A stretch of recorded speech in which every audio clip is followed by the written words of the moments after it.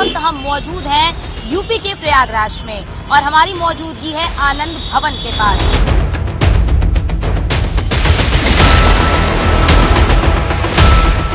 नमस्कार, आप देख रहे हैं न्यूज़ 1 इंडिया और मैं हूं आपके साथ अर्चना गुप्ता। इस वक्त हम मौजूद हैं यूपी के प्रयागराज में और हमारी मौजूदगी है आनंद भवन के पास।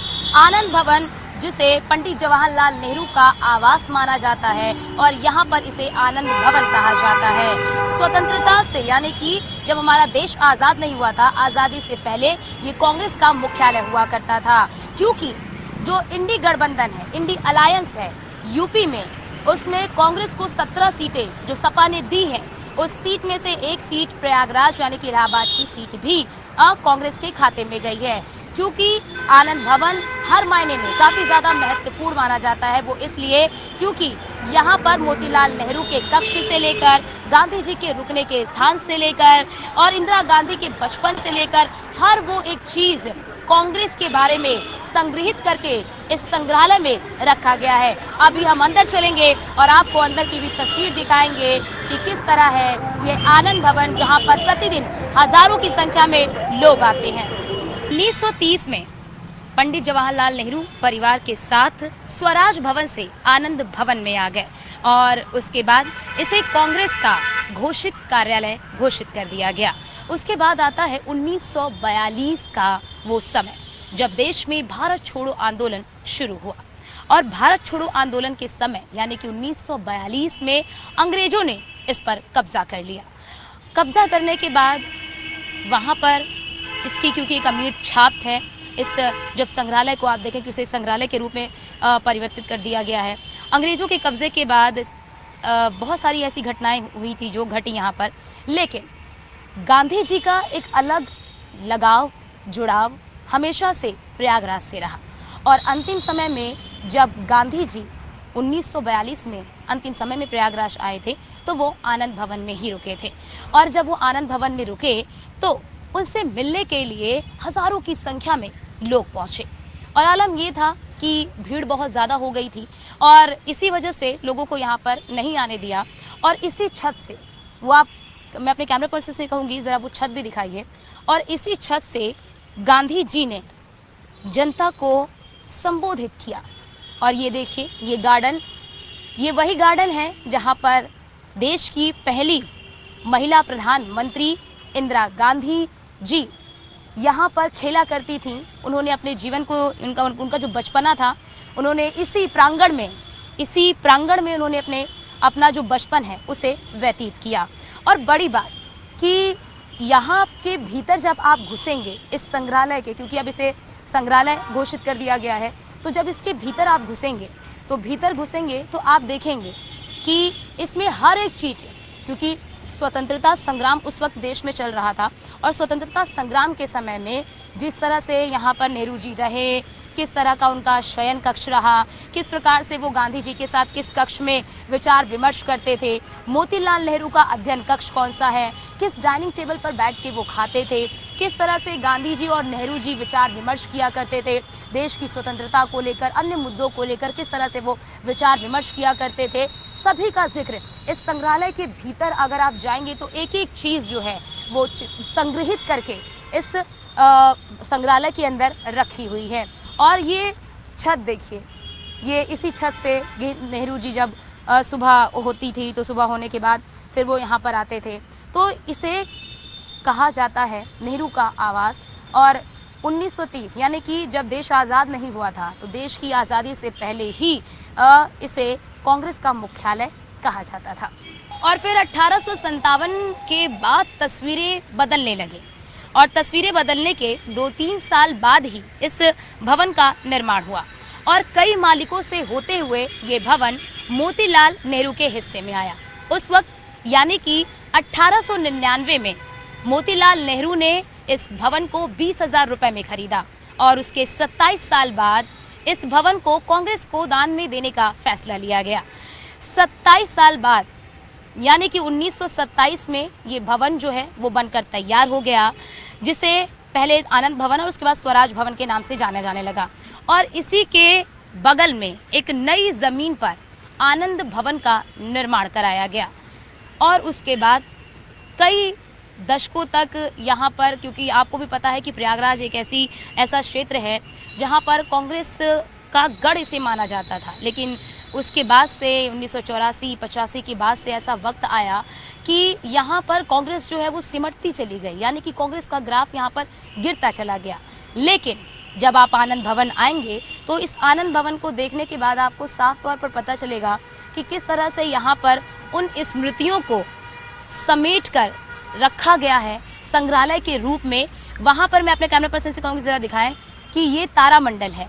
इस तारामंडल के भीतर आप जाएंगे तो जो 9 ग्रह होते हैं, हालांकि अभी 8 ग्रह हैं, तो उनका बहुत ही बारीकी से आपको 3D के जरिए यहाँ पर दिखाया जाएगा। तो ये तारामंडल है और उसी वक्त इसे बनाया गया था।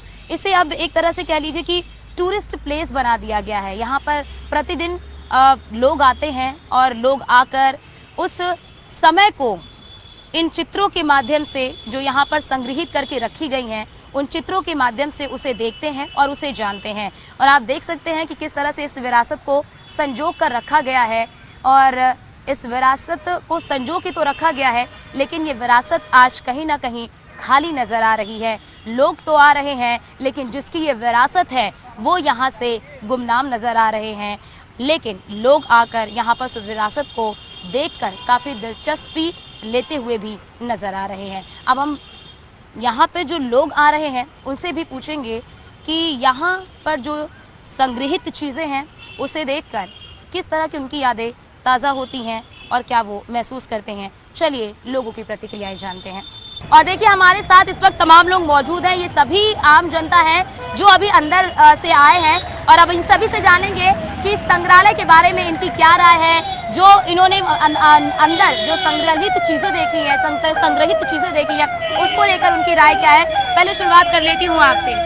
आप बताइए कि अभी आप अंदर गए, आपने संग्रहालय की तस्वीर देखी, आनंद भवन की तस्वीर देखी, क्या कहेंगे? महात्मा गांधी हाँ। कमरा कौन सा है? हाँ। नेहरू जी से कमरा कौन सा है? हाँ। मोतीलाल जी से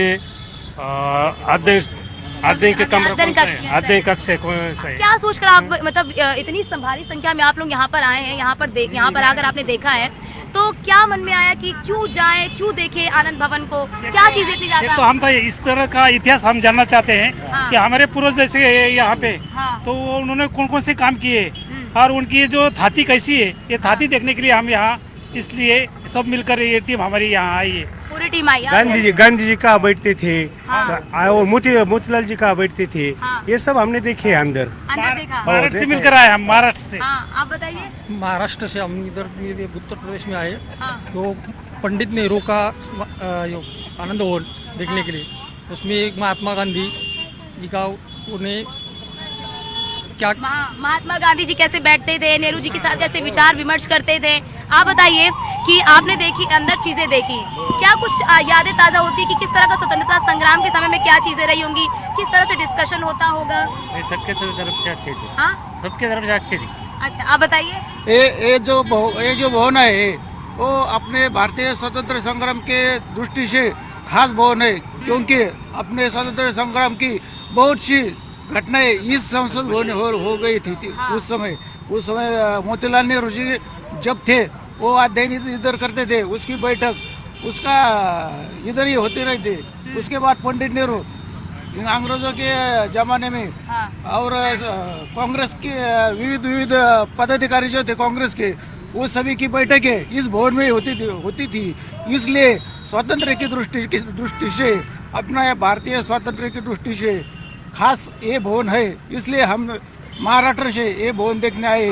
महाराष्ट्र से आप आए इस भवन को देखने के लिए? हम महाराष्ट्र के अहमदनगर डिस्ट्रिक्ट से आए हैं। हाँ। यहाँ जब अपना देश स्वतंत्र नहीं हुआ था, स्वतंत्र के पहले जो महात्मा गांधी, मोतीलाल नेहरू और सबसे कांग्रेस कमेटी के, कोर कमेटी के सब सदस्य यहाँ खलबते करते थे और अंग्रेज़ों के साथ लड़ते थे, अंग्रेज़ों लड़ने की दाव पे चाकते थे और यहाँ से बातें होती थी सब। जो इंदिरा गांधी थी, प्रियदर्शिनी जिनको कहता है हम, वो उनको भी ये भूमि है।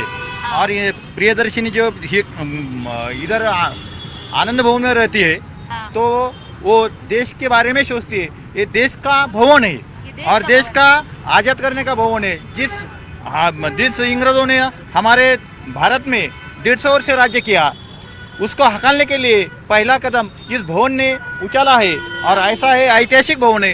ये देखने के लिए सभी हम जो टीचर है ये महाराष्ट्र से इधर आए और हम सब बच्चों को पढ़ाएंगे कि ऐसा भवन है। और जो पंडित जवाहरलाल नेहरू है, इंदिरा गांधी है, मोतीलाल नेहरू है और इन्होंने जो काम किया है वो बच्चों को बताएंगे। आप बताना, फिर मैं आती महिलाओं के पास। आप बताना। हाँ, ये मोतीलाल नेहरू ने स्थापना की थी 1930 में। हाँ। उससे स्वराज्य पार्टी की स्थापना की थी हाँ, और स्वराज पार्टी के साथ इस आनंद भवन में उस नेहरू जी आए, उसके साथ इस देश के लिए 2 प्रधानमंत्री दिए। हाँ। इसमें आनंद भवन का बड़ा ही सहयोग है इसमें। हाँ।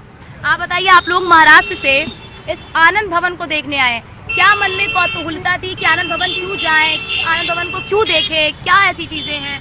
हमें पंडित नेहरू जी का जन्म स्थान है ना, वो देखना था, इसलिए हम यहाँ आए थे। हाँ, हाँ, आप बताइए।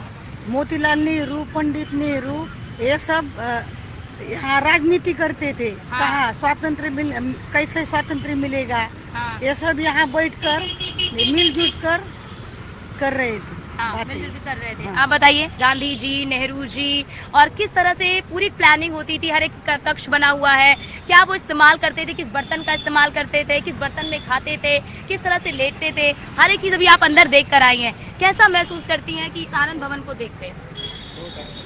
बहुत अच्छा लगता है। वो आप बताइए। वो बहुत अच्छा है, बहुत अच्छा लगता वो आप बताना। मैडम हम सब अहमदनगर डिस्ट्रिक्ट के टीचर है हाँ, और हमें ऐसा सोचे कि आनंद भवन देखना है। और जब इतिहास में इसका जो महत्वपूर्ण रहा है आनंद भवन का, जब हम पारतंत्र में थे और कांग्रेस की हर तरह की बात, हर तरह के नेताओं की रणनीति जो है, यहाँ पंडित नेहरू के जो बैठक होती थी वही से ठहरा जाती थी कि क्या करने का है, कैसा अगला कदम उठाने का है। और ये जो उधर पंडित नेहरू कहाँ बैठते थे, उनकी किताबें कैसी है और वो कहाँ पढ़ते थे, ये सब देख के हमको बहुत अच्छा लगा। और हमको बच्चों यानी को कि भी कांग्रेस की विरासत है, एक तरह से कह सकते हैं कि विरासत है कांग्रेस की। आज आप देख रहे हैं, आपको नहीं लगता कि कांग्रेस ने इस विरासत को ऐसे ही सुनसान छोड़ दिया? हम महाराष्ट्र से अहमदनगर जिले से आए हैं और अहमदनगर जिले में पंडित जवाहरलाल नेहरू, हमारा जो किला है वहाँ का भुईकोट किला, उस किले में स्वतंत्र संग्राम के लिए पंडित नेहरू को डाल दिया था। और उस किले में उन्होंने द डिस्कवरी ऑफ इंडिया एक ग्रंथ लिखा है और हाँ वो हमने पढ़ा है। और इसलिए हमको उत्सुकता थी कि जो उनका आनंद भवन है वो देखने के लिए, इसलिए हम सब लोग यहाँ आनंद भवन देखने के लिए आए थे और ये देखकर हम बहुत खुश हुए। देखिए, तो यहाँ पर तो आपने देखा कि यहाँ पर लोग पहुँच रहे हैं आनंद भवन को। प्रतिदिन इसी तरह से भारी संख्या में लोग यहाँ पर पहुँचते हैं आनंद भवन का दीदार करने के लिए। यहाँ पर इतिहास के जो पन्ने हैं, उस इतिहास के पन्ने को पलटने के लिए, और अभी जैसा कि आपने भी देखा कि जो पुस्तकें लिखी गई हैं इस आनंद भवन पर आधारित जो पुस्तकें हैं, उन पुस्तकों को पढ़ने के बाद लोग और भी ज़्यादा लालायित हो जाते हैं और फिर यहाँ पर पहुँच उसका दीदार करते हैं। तो ये हमने आपको बताया कि आनंद भवन का क्या रहा इतिहास और किन मायनों में ये कांग्रेस की विरासत को आज भी संजो कर रखता है। और इस विरासत को देखने के लिए लोग भी दूर दूर से आते हैं कि क्या उस वक्त की स्थितियां रही थी, किस तरह से यहाँ पर स्वतंत्रता संग्राम के लिए एक जो रणनीति बनाई जाती थी, गांधी जी, नेहरू जी बैठकर क्या वार्तालाप करते थे, वो तमाम तस्वीरें आज इसी संग्रहालय में संग्रहित हैं। फिलहाल के लिए मुझे दीजिए इजाजत। कैमरा पर्सन राज के साथ अर्चना गुप्ता, न्यूज़ 1 इंडिया, प्रयागराज।